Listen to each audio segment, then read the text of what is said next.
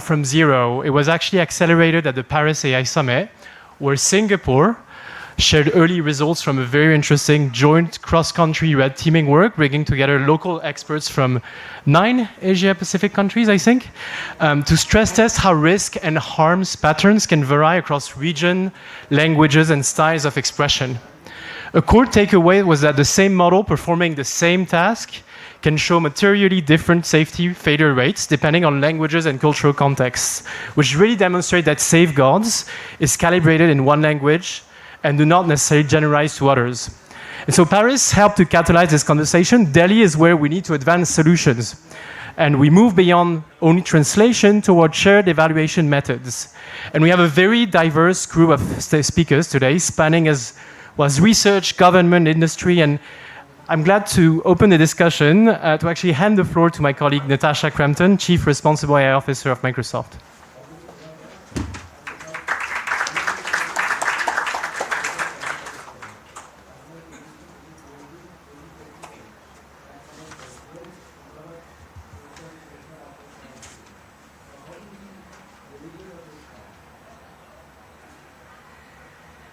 Well, good afternoon, everyone. It's a real pleasure to be here with so many leaders from across sectors and around the world, and really to be having today's conversation here in India, which is home to this extraordinary linguistic diversity and cultural diversity and lots of lived experience of navigating both. It's clear to me that from the work that I do at Microsoft and beyond, that multilingual and multicultural capability for AI is not a nice to have, but it's essential to the broad and beneficial diffusion of AI.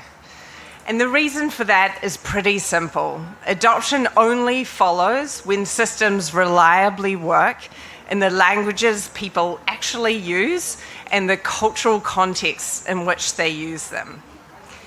Many of today's most powerful general-purpose AI models are trained largely on publicly available web data, but actually fewer than 5% of the world's spoken languages are meaningfully represented online. And within that narrow slice, English really dominates. So we've got about 42% of widely used crawled datasets being in English alone. What we've seen is that imbalance has real consequences. When AI safety mechanisms are calibrated primarily in English to reflect English-speaking norms, they miss culturally indirect phrasing, they miss idioms, they miss humor. And those misses affect what models refuse, how they follow constraints, and how they behave in safety-critical scenarios. What we've seen is that these gaps matter most for contextual harm. So think about scams and manipulation and social engineering. Situations where intent is often hinted at, but not stated outright.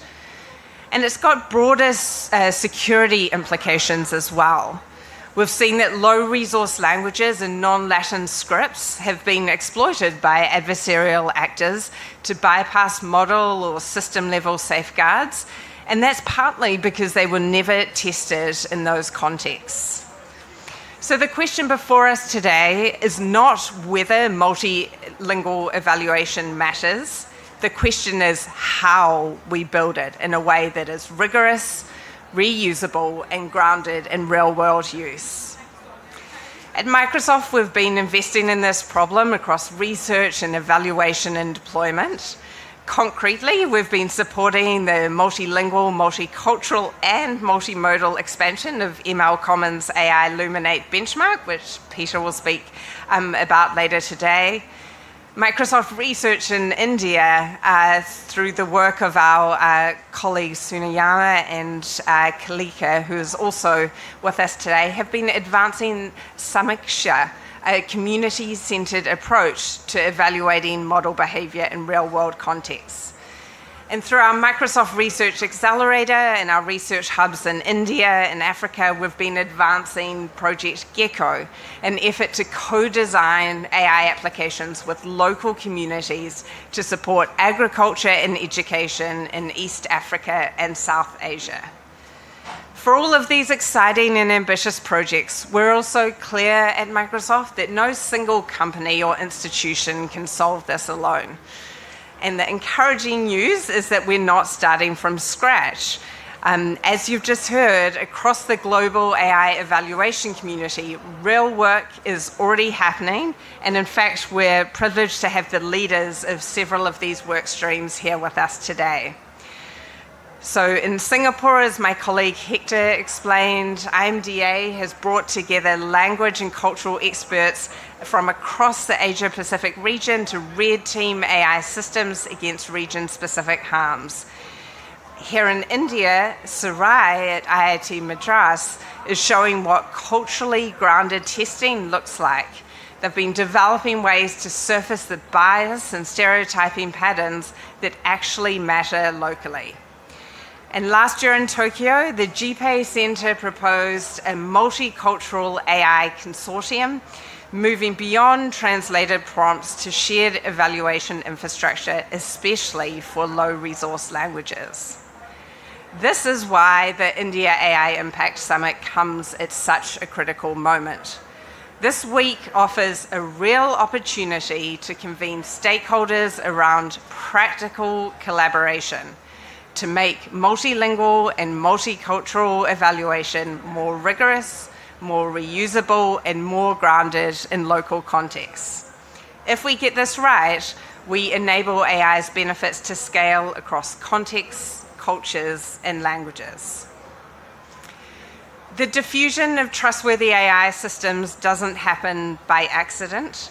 It happens because we choose to design, evaluate, and govern systems for the world as it actually is: multilingual, multicultural, and deeply interconnected. With that, it's my pleasure to hand over to my colleague Suniyama, who's going to moderate today's panel. Thank you very much.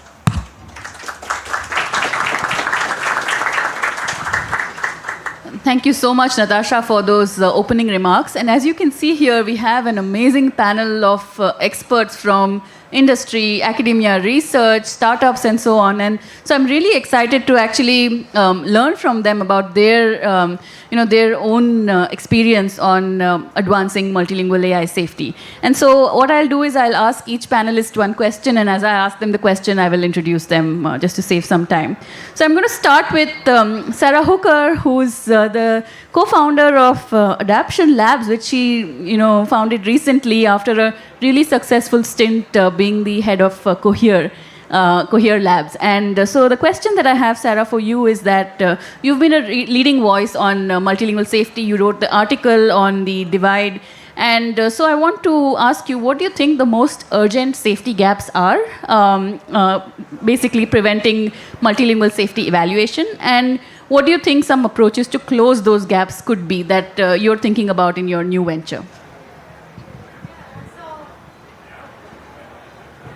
I think this is, excellent. So this is not enough. That was a lovely introduction. Maybe I'll throw a few thoughts out there. So one of the biggest gaps about multilingual safety is that it is not only a question of language coverage, it's a question of contextual. What is unsafe here is completely different from what is considered unsafe in the US. I think the best example of this, which was very interesting when we started this work, there was a very famous data set released by a Frontier AI lab that was about AI safety issues. And the examples were decidedly American. And one of the examples was someone threatening to go TP a house. And I had no idea what that meant. It means that to go throw toilet paper at a house. This is very specific and very interesting because that data set was used by basically every single Frontier AI lab to align its models. And what that says is two things. One is that we have an issue where frankly, we need more ecosystems of talent that are building and owning the full stack to represent exactly what are considered harms. But then the second thing is, it is not just about language coverage, it's essentially a question also of context.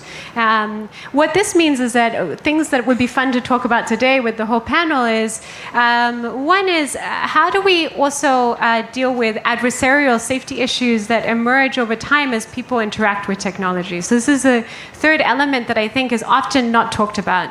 There are new safety issues that emerge as people interact with AI for different over time. For example, fraud and people targeting people with voice agents, or people taking advantage of someone who's susceptible. These are all issues which have become easier to become a threat because now AI is so cheap to deploy. And so I think it has to be more holistic.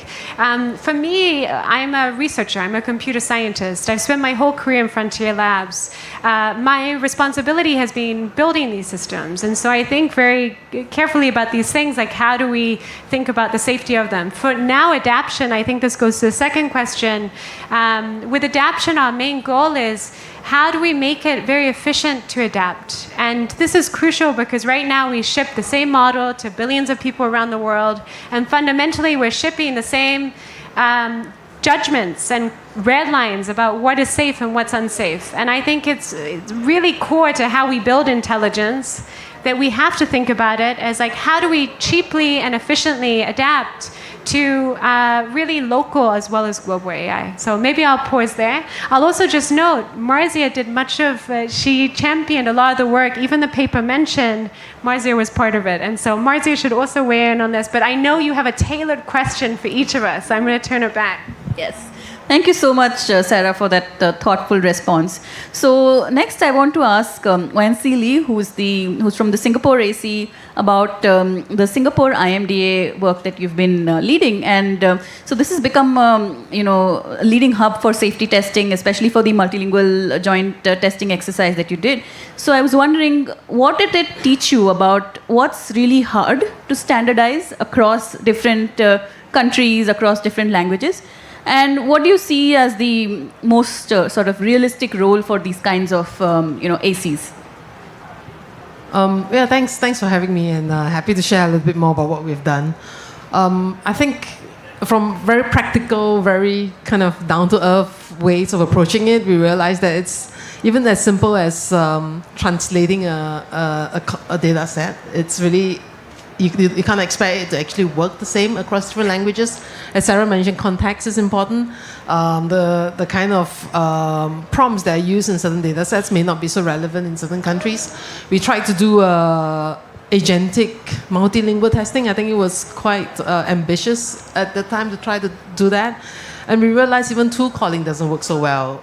In agentic, you have a trajectory that you expect the agent to go through, and if you find that it's number one, calling the wrong tools. Do we also need to translate the tools and so on? So the testing infrastructure and the testing data and all the related elements to that actually is not so easy to set up for multilingual.